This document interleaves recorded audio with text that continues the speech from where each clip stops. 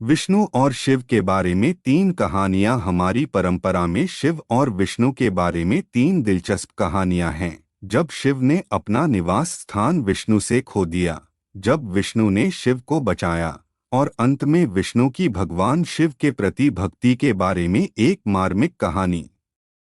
शिव और विष्णु बद्रीनाथ कहानी। बद्रीनाथ के विषय में एक पौराणिक कथा प्रचलित है। भगवान शिव यहीं रहते थे। बेहतरीन जगह, समुद्र तल से 10,000 फीट ऊपर। एक दिन नारद भगवान विष्णु के पास पहुंचे और कहा, आप मानव जाति के लिए एक अच्छे आदर्श नहीं हैं। आप हमेशा आदिशेष पर झूठ बोलते हैं।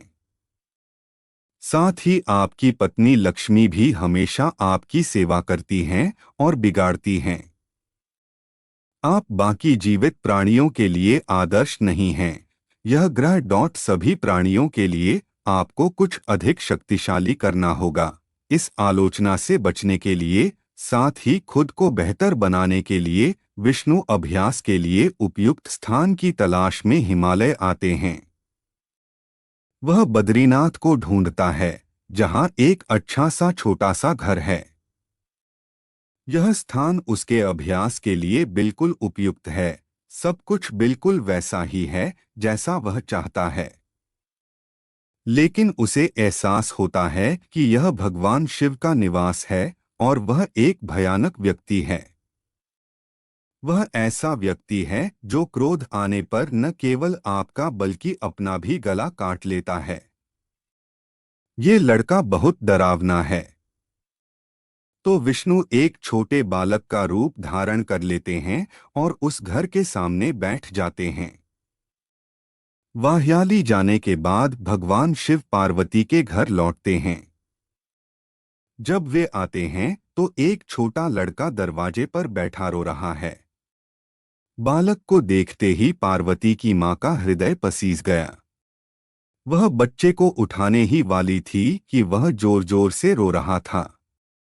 शिव ने देवी पार्वती को चेतावनी दी, बच्चे को मत छुओ। उन्होंने कहा, कितना क्रूर है, आप ऐसा कैसे कह सकते हैं? उसने पूछा। भगवान शिव ने देवी पार्वती से कहा, यह बच्चा अच्छा बच्चा नहीं है। यह हमारे चलने में कैसे प्रकट हुआ? आसपास कोई नहीं है। टट्टू, अपने माता पिता के पैरों के निशान बर्फ में कहीं नहीं दिख रहे हैं। यह नहीं है एक बच्चा। लेकिन देवी पार्वती ने कहा, मैं नहीं कर सकती। मेरे अंदर का मातृत्व बच्चे को इस तरह रोता हुआ नहीं छोड़ेगा। उन्होंने बच्चे को उठाया और घर के अंदर ले गईं। उनकी गोद में बैठा बच्चा बहुत खुश लग रहा था और खुशी से भगवान शिव की ओर देख रहा था। शिव जानते थे कि क्या होने वाला है। हालांकि उन्होंने कहा, ठीक है, देखते हैं क्या होता है। देवी पार्वती ने बच्चे को झुलाया। चावल खिलाया गया। उसने उसे घर पर छोड़ दिया और शिव के साथ पास के गर्म झरनों में स्नान करने चली गई। जब वे वापस आए तो घर के अंदर दरवाजे पर एक घड़ी लगी थी। देवी पार्वती आश्चर्यचकित रह गईं, किसने दरवाजा खोला? शिव ने कहा, क्या मैंने तुम्हें नहीं बताया? बच्चे को मत उठाओ। तुम बच्चे को घर में ले आए। उसने अंदर से दरवाजा बंद कर लिया। देवी पार्वती ने कहा, चलो अभी करते हैं। शिव के पास 2 तरीके हैं। एक तो उनके सामने सब कुछ जला देना। 2, निवास का एक और स्थान ढूंढने के लिए तो उन्होंने कहा, चलो कहीं चलते हैं। यह बच्चा तुम्हें बहुत प्यारा है। मैं इसे कुछ नहीं करूंगा। इस प्रकार शिव ने अपना निवास खो दिया। शिव पार्वती उस क्षेत्र में विचरण करते रहे। उपयुक्त स्थान की तलाश की गई। अंततः केदारनाथ में बस गए। क्या उसे यह सब पहले से नहीं पता था? आप पूछ सकते हैं। आप बहुत सी बातें जानते हैं, लेकिन आप उन्हें घटित करते हैं। जब विष्णु ने शिव को बचाया, खानी योगिक परंपरा में शिव की बिना शर्त करुणा और किसी की इच्छाओं के प्रति उनकी भोली प्रतिक्रिया के बारे में कई कहानियां हैं। एक समय की बात है, गजेंद्र नाम का एक राक्षस था। गजेंद्र कठोर निष्ठा का अभ्यास करता है और भगवान शिव से वरदान प्राप्त करता है। उसे वरदान था कि जब भी वह पुकारेगा, भगवान शिव उसे दर्शन देंगे। नारद मुनि ने देखा कि गजेंद्र अपने जीवन की हर छोटी छोटी बात के लिए भगवान शिव को बुला रहा था। नारद मुनि, जो मुलोक में मूर्ख भी हैं, गजेंद्र के साथ एक मजाक करते हैं। उन्होंने गजेंद्र से कहा, तुम शिव को भेज रहे हो, तुम क्यों रह रहे हो? वैसे भी जब भी तुम बुलाओ तो वह आ जाता है। क्या आप उसे अपने अंदर आने और वहीं रहने के लिए नहीं कह सकते? फिर वह हमेशा के लिए आपका हो जाएगा। गजेंद्र को नहीं लगता कि यह एक अच्छा विचार है, इसलिए वह भगवान शिव से विनती करता है। एक बच्चे की तरह जवाब देते हुए वह कहता है, ठीक है। प्रवेश करता है। गजेंद्र लिंग रूप में वहीं रहता है। जैसे जैसे समय बीतता है, ब्रह्मांड में हर कोई भगवान शिव के लिए तरसता है, लेकिन कोई नहीं जानता कि वह कहाँ हैं। सभी देवता और गण भगवान शिव को खोजने लगते हैं। काफी खोजबीन के बाद भी जब उसका कोई पता नहीं चला तो वे समाधान के लिए विष्णु के पास गए। विष्णु स्थिति देखते हैं और कहते हैं, वह गजेंद्र में है।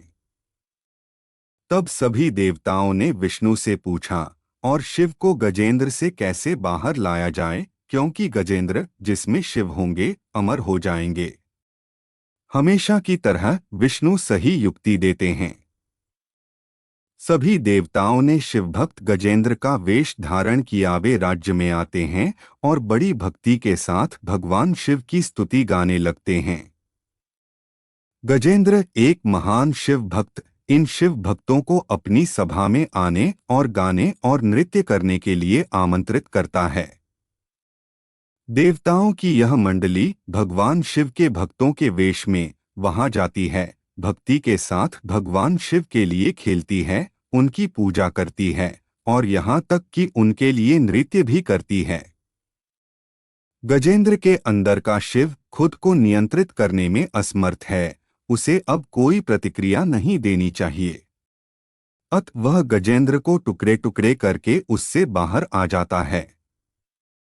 विष्णु की शिव भक्ति खानी देवता और राक्षस दोनों ही भगवान शिव की पूजा करते हैं। भगवान शिव सर्वश्रेष्ठ और निकृष्ट सभी देवताओं के देव हैं। विष्णु ही उनकी पूजा करते हैं। एक सुंदर कहानी है कि विष्णु भगवान शिव के भक्त थे। एक बार विष्णु ने शिव से 1008 कमल के फूल चढ़ाने की विनती की। वह कमल के फूलों की तलाश में जाता है। पूरी दुनिया खोजने के बाद उन्हें केवल 1007 कमल के फूल मिले। एक कम होगा। वह आया और वे फूल वह भगवान शिव को सब कुछ अर्पित करते हैं। एक फूल कम पड़ जाने के कारण भगवान शिव अपनी आंखें खोले बिना ही हल्की सी हंसी निकाल देते हैं। तब विष्णु ने कहा, मुझे कमलनयन कहा जाता है, जिसका अर्थ है कमल जैसी आंखों वाला देवता। मेरी आंखें किसी कमल के फूल के समान सुंदर हैं। तो मैं अपनी एक आंख चढ़ाऊंगा, और तुरंत अपनी दाहिनी आंख पेय की लिन पर रख दी। इस प्रकार की भेंट से प्रसन्न होकर भगवान शिव भगवान विष्णु को सुदर्शन चक्र प्रदान करते हैं।